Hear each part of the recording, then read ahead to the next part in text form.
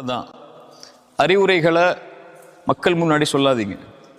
ஒருவருக்கு நீங்க அறிவுரை சொல்லணும்னா, தனிப்பட்ட ஒரு நபரை கை காட்டி அறிவுரை சொல்லணும்னா, ரசூலுல்லாஹி ஸல்லல்லாஹு அலைஹி வஸல்லம் என்னைக்கும் மக்கள் முன்னாடி அவருடைய பெயரை பயன்படுத்தி ரசூலுல்லாஹ் அறிவுரை சொல்லல. இப்படிப்பட்ட மக்கள் உங்கள் மத்தியில் இருக்கிறாங்கன்னு ரசூலுல்லாஹ் சொல்லுவாங்க. யாருடைய பெயரை பயன்படுத்தியும் முனாஃபிக்குகளுடைய பெயரை பயன்படுத்தி கூட ரசூலுல்லாஹி ஸல்லல்லாஹு அலைஹி வஸல்லம் அறிவுரை சொல்லல. வழிகேட்டில் இருக்கக்கூடிய ஒரு மனிதனை பத்தி பேசுறது வேற, மார்க்க விஷயங்களுக்காக, மார்க்க வழிகாட்டலுக்காக. அவர் வழிகேட்டில் இருக்கிறத அவர்கிட்ட இருந்து மார்க்கம் படிக்காதீங்கன்னு சொல்றாள், அது வேற. ஆனா தவற சுட்டி காட்டும் போது இந்த மாதிரி இந்த கப்பல் இப்படி செய்யறாங்க, இது மார்க்கத்துக்கு முரணானதுன்னு சொல்றது மார்க்கம் அனுமதிக்காது.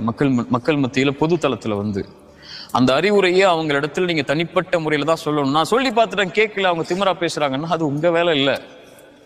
அவன் கேட்கணுங்கிறது அது உங்க கையில இல்லை. அதை நீங்க செஞ்சீங்களா முறையாங்கிறதா உங்களுடைய எண்ணத்திலிருந்து அந்த கேள்வி வந்துச்சுன்னா, ஏன் இப்படி தையூசா இருக்கிறாங்க அவங்க அப்படின்னு கேள்வி வந்துச்சுன்னா, இதை நீங்க செய்யறதுக்கு முயற்சி பண்ணீங்களா? அதை அணுகுனீங்களா?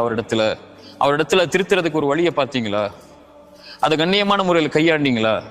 ஏன் ஃபிரௌனை பார்த்தே அல்லாஹ் அநீதம் செய்யக்கூடிய ஃபிரௌனை பார்த்தே ஃபகூலா லஹு கௌலன் லய்யினா, மென்மையா பேசுங்கன்னு அல்லாஹ் சொல்றான். அவங்க நினைவு பெறுவாங்க, மூசா ஹாரூன் நினைவு பெறுவாங்க, அல்லாஹ்வை வணங்கக்கூடியவங்களா மாறுவாங்க மூசான்னு சொல்றா அல்லாஹ்.